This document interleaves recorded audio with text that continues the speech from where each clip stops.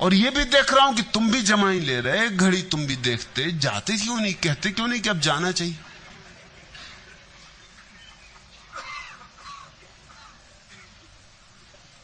आदमी करीब करीब एक गहरे विस्मरण में जी रहा है, जहां उसे अपने घर की याद ही नहीं, जहां उसे भूल ही गया कि मैं कौन हूं, जहां उसे भीतर जाने का मार्ग ही विस्मृत हो गया है।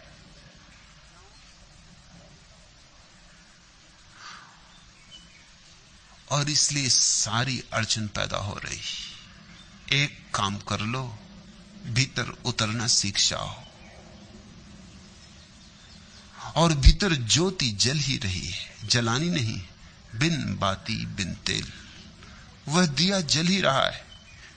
जो कोई करभान प्रकाश है, और जिसके भीतर प्रकाश हो गया तो निस्तारा सहजे ही नाश है। गरुड़ पंख जो घर में लावे, सर्प जाति रहने नहीं पावे। इसलिए अंधेरे से मत लड़ो, प्रकाश को लाओ, और तुम अंधेरे से लड़ रहे हो। अंधेरे से लोग लड़े जा रहे हैं। कोई कहता काम वासना मिटा के रहेंगे, कोई कहता क्रोध मिटा के रहेंगे, कोई कहता लोभ मिटा के रहेंगे। तुम मिट जाओगे, लोभ नहीं मिटेगा, काम वासना नहीं मिटेगी। तुम अंधेरे से लड़ रहे, ये सब नकार है। दिया जलाओ। इसलिए मैं कहता हूं ध्यान, ध्यान और ध्यान। सिर्फ दिया जलाओ और से सब चीजें अपने आप विदा हो जाएंगी। दरिया सुमरे एक ही राम, एक राम सारे सब काम। जिसको मैं ध्यान कह रहा हूं उसको दरिया कहते हैं, राम का सुमरन एक ही बात है। एक राम सारे सब काम। फिर इतने इतने उपद्रव जो तुम अलग अलग उलझे हुए हो और पागल हुए जा रहे हो, ये सब संभल जाते हैं। आदि अंत मेरा है राम। दरिया कहते हैं जब से जाना, जब से जागा, तब से एक बात साफ हो गई कि वही मेरा प्रारंभ है, वही मेरा अंत है, वही मेरा मध्य है। उन बिन और सकल बेकाम, उनके बिना और सब व्यर्थ है। मेरे इस सूने जीवन में तुम आशा बनकर आते हो। आ जाती जब नैराश्य निशा, छा जाता है तम आसपास। जीवन का पथ छिप छिप जाता, हो जाता है मेरा मन उदास। ऐसे में तुम राका शशि से आमंद मंद मुस्काते हो। जीवन के सूने नभ में घनघोर घटा छा जाती है। सज धज कर नूतन साज सजा, जब अमा निशा आ जाती है। ऐसे में तुम खद्दोत बने जगमग जगज्योति जगाते हो। जीवन के नीरव सपनों को दुख शिशिर शून्य कर जाता है। दावा की जलती लपटों से जब मृदु उपवन जल जाता है। ऐसे में तुम ऋतुराज बने कोयल सी कूक सुनाते हो। आतुर जग के सब साज क्षणिक नस्वरता का नर्तन होता। यह देख चकित हो मेरा मन जग की नादानी पर रोता। तब तुम ही प्रेरणा राग छेड़ नवजीवन गीत सुनाते हो। उसकी तरफ आंख उठाओ, अमी झरत विकसत कमल। उसकी तरफ हृदय को खोलो, और मृत्यु गई, अंधकार गया, पाप गया।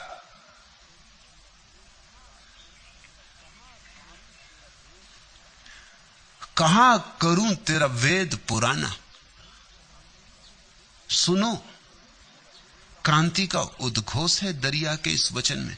कहां करूं तेरा वेद पुराना। क्या करूं तेरे वेद का और तेरे पुराण का। मुझे तो तू ही चाहिए। ये खिलौने देके मुझे ना समझा। तू मुझे इतना ना समझ ना समझ। पंडितों को बुला लिया, बुला ले, मैं कोई पंडित नहीं हूं। कहा करूं तेरा वेद पुराना, जिन्हें सकल जगत भरमाना। वेद और पुराण में सारा जगत उलझा हुआ है। कोई कुरान में, कोई बाइबल में, कोई धम्मपद में, सारा जगत उलझा हुआ है। लोग शब्दों के जाल में लगे, शब्दों की खाल निकाल रहे हैं, बात में से बात निकालते जाते, बड़ा विवाद खड़ा किया हुआ है। फुर्सत ही नहीं है किसी को राम की तरफ नजर उठाने की। सिगमंड फ्रायड के जीवन में उल्लेख है कि जीवन के अंतिम वर्ष में उसने अपने सारे सहयोगियों को, सारे मित्रों को, शिष्यों को अपने घर निमंत्रित किया। शायद ये आखिरी दिन है। अब सारे दुनिया में उसके शिष्य थे, वे सब इकट्ठे हुए, खास खास उनको भोजन पर आमंत्रित किया। फ्रायड बैठा है, भोजन चल रहा है, विवाद छिड़ गया। फ्रायड के ही किसी सिद्धांत के संबंध में विवाद छिड़ गया कि फ्रायड का क्या मतलब है। एक कहता कुछ, दूसरा कहता कुछ, तीसरा कहता और ही कुछ। तू मैं होने लगी। बात यहां तक बढ़ गई कि मारपीट हो जाए ऐसी संभावना आ गई। फ्रायड ने जोर से टेबल पीटी और कहा कि सज्जनों, मैं अभी जिंदा हूं ये तुम भूल ही गए। मैं मर जाऊं फिर तो ये गति होगी, मुझे पता है, मगर मेरे सामने ये गति कर रहे हो तुम। मैं मौजूद हूं, तुम मुझसे पूछते भी नहीं कि आपका क्या प्रयोजन है। कम से कम जब तक मैं मौजूद हूं तब तक तो मुझसे पूछ लो।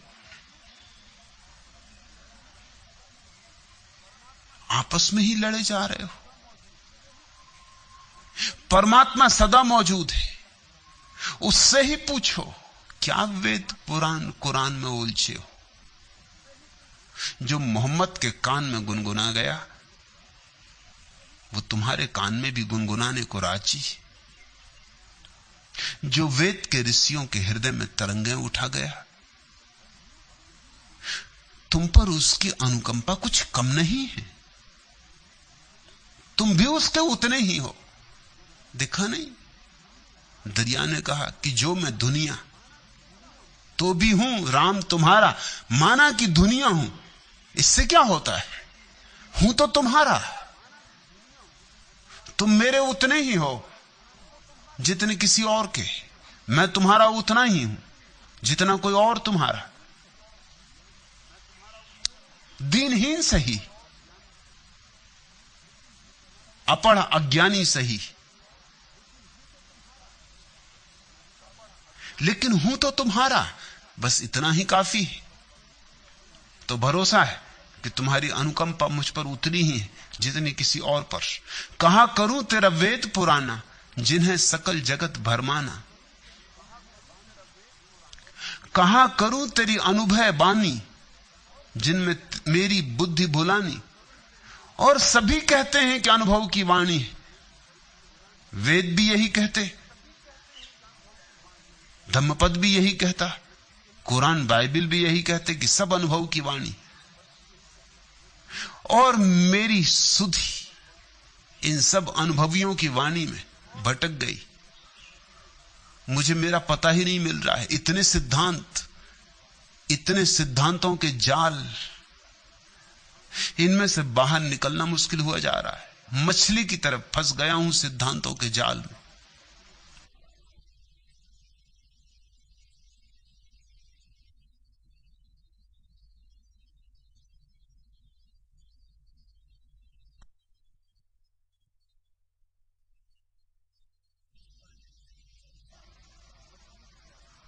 और ये भी नहीं कहते दरिया कि ये अनुभव की वाणी ना होगी, लेकिन किसी दूसरे के अनुभव की वाणी तुम्हारा अनुभव नहीं बनती, नहीं बन सकती।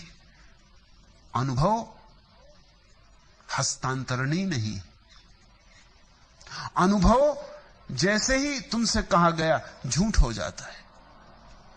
मेरा अनुभव है, कोई उपाय नहीं है। कि इसे मैं तुम्हारे हाथ में दे दूं। देना चाहता हूं तो भी कोई उपाय नहीं। जैसे ही शब्दों में बांधूंगा, आधा तो मर जाएगा, और फिर तुम तक पहुंचते पहुंचते जो आधा बचा है वो भी मर जाएगा, और तुम जो समझोगे वो कुछ और ही होगा। तुम वही समझोगे जो तुम समझ सकते हो। तुम्हारी अपनी अपेक्षाएं, तुम्हारी अपनी धारणाएं, तुम्हारा अपना बंधा हुआ चित्त है, तुम्हारे पास एक मन है, उस मन से ही तुम सुनोगे। मैंने सुना है, मुल्ला नसरुद्दीन एक होटल में ठहरा था, ट्रेन पकड़नी थी, भागा भागा नीचे आया, टैक्सी में सामान रखा, सब सामान रख गया, एक नजर डाली, तभी देखा कि छाता भूल गया ऊपर ही। फिर भागा, चौथी मंजिल, पुराने दिनों की कहानी, लिफ्ट भी नहीं, चढ़ा सीढ़ियां हाँपता हाँपता, जब तक अपने कमरे पर पहुंचा तब तक वो कमरा किसी और को दिया जा चुका था। तो ताले के छेद में से देखा कि भीतर क्या हो रहा है, छाते का क्या हुआ, मगर भीतर एक रंगीन दृश्य, छाता माता भूल गया। एक नए नया विवाहित जोड़ा हनीमून मनाने आया है।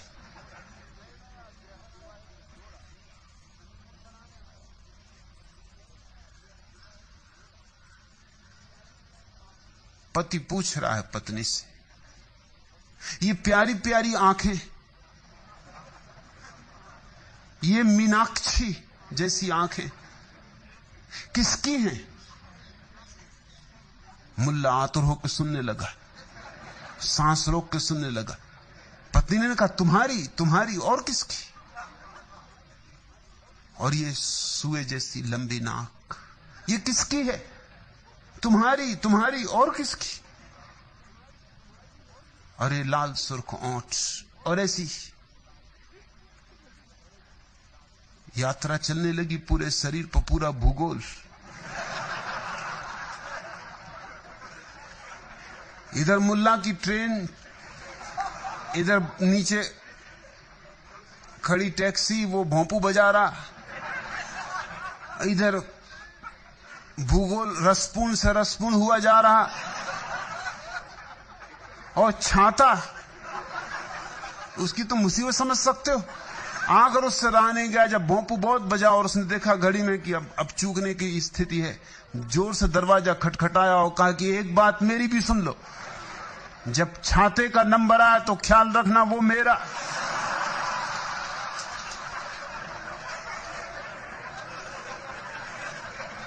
अपनी अपनी चित्त की धारणाएं, वो छाता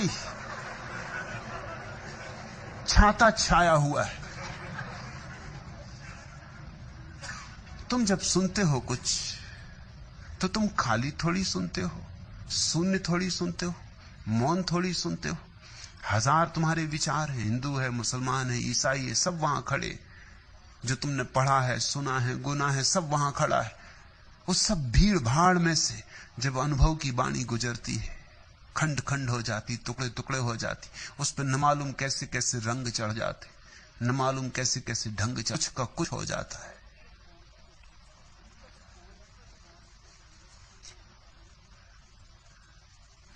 एक मकड़ी के उलझते हुए जालों की तरह जिंदगी हो गई अनबूझ सवालों की तरह, छल छलाती है भरी आंख किसी खंडहर की, कोई एहसास गुजरता है कुदालों की तरह। जब से देखे हैं फटे पांव पहाड़ों के कहीं, हर नदी दिखती रिश्ते हुए छालों की तरह। रोज सहता हूं कोई दर्द जला वतनी का, दौरे ताजीर में आजाद ख्यालों की तरह। मैं तेरे शहर में जब भी गया हूं पाया है, कोई आवाज उफनती है उबालों की तरह। दफन है ख्वाब कई जहन के तहखाने में, जुल्म के वक्त जमींदोज रिसालों की तरह। दिखता है मुझे हर शख्स पिटे मोहरे सा, दौर ये है किसी शतरंज की चालों की तरह। अंधेरी रात सच्चाई का गला घोंट रही, कोई फरेब उभरता है उजालों की तरह। तुम्हारे शास्त्र फरेब है। और ऐसा नहीं है कि जिन्होंने कहा है वे अनुभवी नहीं थे, जिन्होंने कहा है वे अनुभवी थे। बुद्ध ने धम्म पद में अपने को उंडेल दिया है, और पर्वत के प्रवचन में जीसस ने अपने प्राण डालने की चेष्टा की है, और भगवत गीता में कृष्ण ने गा दिया है गीत जितनी श्रेष्ठता से गाया जा सकता है, मगर तुम तक पहुंचते पहुंचते कुछ का कुछ हो जाता है। एक मकड़ी के उलझते हुए जालों की तरह जिंदगी हो गई अनबूझ सवालों की तरह। अंधेरी रात सच्चाई का गला घोंट रही, कोई फरेब उभरता है उजालों की तरह। शब्द बड़े फरेब सिद्ध हुए। शब्दों से सावधान। शून्य को गहो, मौन को पकड़ो, क्योंकि मौन में ही, शून्य में ही परमात्मा तुमसे बोलेगा। तुम्हारा वेद जन्मेगा, तुम्हारी बाइबल पैदा होगी, और जब तुम्हारी होगी, अपनी होगी, निजता की होगी, तुम्हारे हृदय का उस पर रंग होगा, तुम्हारी धड़कन होगी उसमें, तुम उसमें सांस लेते हुए होगे। वैसा जीवंत सत्य ही मुक्त करता है। उधार सत्य मुक्त नहीं करते, बंधन बन जाते। और चिंता ना करना कि तुम अपढ़, तुम अज्ञानी, तुम्हारे वचन वेद जैसे शुद्ध कैसे हो पाएंगे। चिंता ना करना कि तुम्हारी वाणी में बुद्ध जैसी प्रखरता कैसे होगी। चिंता ना करना। तुतलाया भी तुमने तो भी अगर सत्य तुम्हारा है तो बुद्धों के स्फटिक मणियों जैसे दिए गए सत्य भी तुम्हारे तुतलाते सत्यों के सामने फीके पड़ जाएंगे। तुम्हारा अपना अनुभव ही। अंधे से कितने ही प्रकाश की बातें करो, क्या होगा। और बड़े से बड़े महाकवि प्रकाश के गीत गाएं अंधे के सामने तो क्या होगा। और अंधे की आंख खुले और अंधा रोशनी को देख ले, सब हो जाएगा। मेरा स्वर सीमित रहने दो, कसो न इतने तार, टूटकर ही रह जाए जीवन वीणा। इसके जर्जर तारों का स्वर अस्फुट है, अस्फुट ही रहने दो। मेरा स्वर सीमित रहने दो। नहीं साध मेरी स्वर लहरी धरती अंबर को छू पाए। केवल इसे तुम ही सुन पाओ, इसको अपने तक रहने दो। मेरा स्वर सीमित रहने दो। मेरी इस निरीहता की निज क्षमता से तुलना मत करना।